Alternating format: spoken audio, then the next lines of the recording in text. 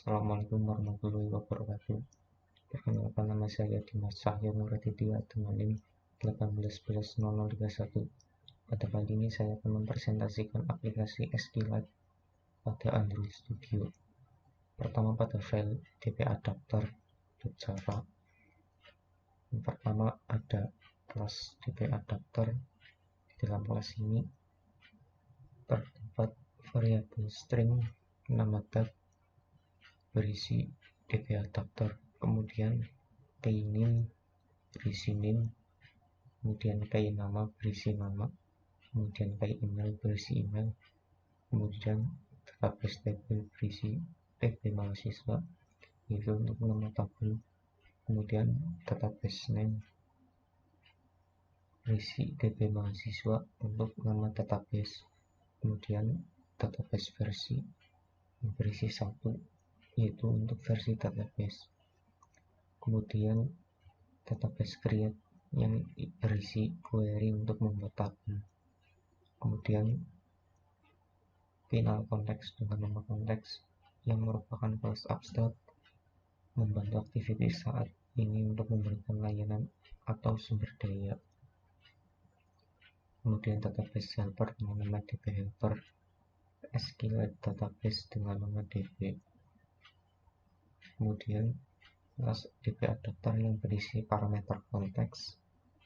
Di dalam kelas tersebut ada disContext sama dengan konteks, db helper sama dengan new database helper konteks yang berfungsi untuk membuat objek baru.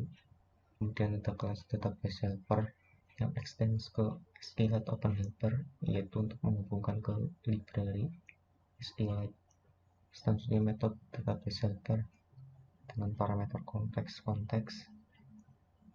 kemudian super berisi parameter konteks, nama database 0, kemudian versi database. Kemudian ada metode onCreate yang berfungsi untuk membuat database. Metode onCreate akan dijalankan aplikasi pertama kali.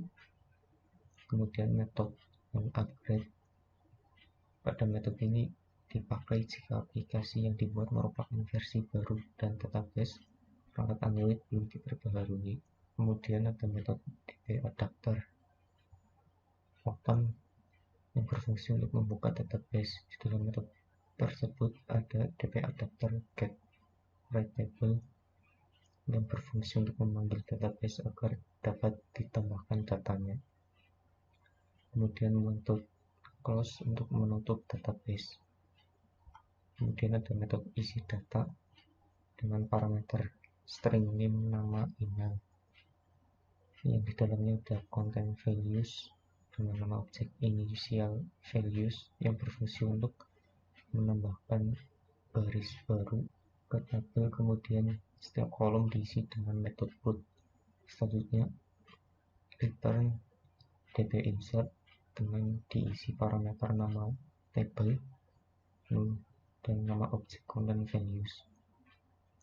Kemudian ada metode boolean hapus data yang diisi dengan parameter string name, kemudian dbdelete diisi dengan parameter nama table, terus where clause name kemudian 0 lebih besar dari 0. Kemudian ada metode kursor ambil semua data yang berfungsi untuk mengambil semua data yang ada di dalam TB mahasiswa. Kemudian ada metode kursor ambil data berisi parameter string name yang di dalamnya ada objek kursor, berfungsi untuk menampung hasil query pada metode ini. Pada metode ini berfungsi untuk menampilkan data mahasiswa tertentu. Kemudian metode boolean ubah data berisi parameter string name, nama, email. Selanjutnya di dalamnya terdapat objek content values dengan nama args. Kemudian return dbupdate nama database, nama table, objek content values, clause where, kemudian argumen where. Lanjut ke main activity.java. Pertama ada metode tambah yang di dalamnya ada objek dari DB adapter, DB pan untuk membuka database, kemudian nama datanya sesuai urutan NIM, nama email, kemudian DB close untuk menutup database. Kemudian metode tampilkan, metode ini berfungsi untuk menampilkan semua data dan datanya akan ditampilkan pada text view. Dan Santos, atau jika datanya tidak ada maka akan muncul pesan kosong. Kemudian metode tampilkan diisi dengan parameter string name. Pada metode ini berfungsi untuk menampilkan data mahasiswa tertentu berdasarkan name. Jika datanya ada maka akan ditampilkan di pesan tos, atau jika tidak ada maka muncul pesan tos data tidak ditemukan. Kemudian metode hapus diisi dengan nama parameter string name. Pada metode ini berfungsi untuk menghapus data mahasiswa berdasarkan NIM, dan jika data berhasil dihapus maka akan muncul pesan data berhasil dihapus, atau jika datanya tidak ada maka akan muncul pesan tidak ditemukan. Kemudian metode ubah, metode ini berfungsi untuk mengubah data berdasarkan NIM. Kemudian DB ubah data diisikan mahasiswa yang akan diubah, kemudian nama dan email. Jika data akan diubah maka akan muncul pesan data berhasil diubah, atau muncul pesan data tidak ditemukan. Sekarang kita coba jalankan aplikasinya. Ini berhasil tapi masih kosong. Kita ulangi lagi, kita jalankan metode tambah, berarti metode ini akan dijalankan. Kita ya berhasil, datanya semua sudah muncul di text view ataupun di tos. Kita stop, kemudian kita komentari lagi pada metode tambah ini, kemudian jalankan metode hapus, diisi dengan NIM 18.11.02, berarti mahasiswa dengan NIM ini akan dihapus, yang data ini akan dihapus. Kita berhasil, kita stop lagi, kemudian kita komentari lagi, kemudian kita jalankan metode tampilkan, kemudian komentari. Jika metode tampilkan ini dijalankan maka akan menampilkan seluruh data yang ada di tabel.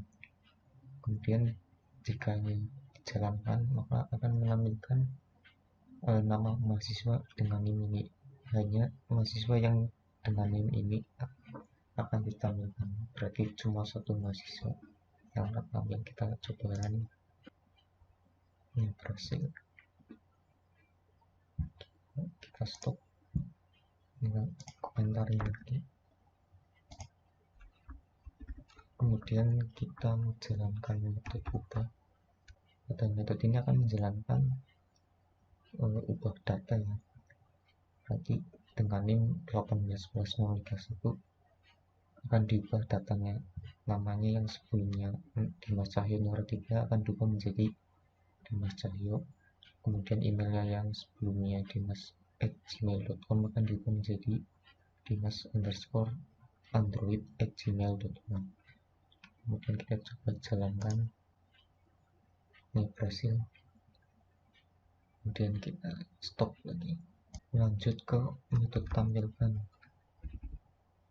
Pada metode ini akan menampilkan mahasiswa dengan NIM 18+0009, berarti data ini akan muncul.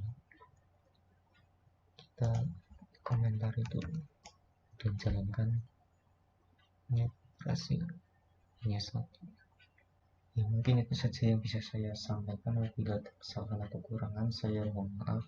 Wassalamualaikum warahmatullahi wabarakatuh.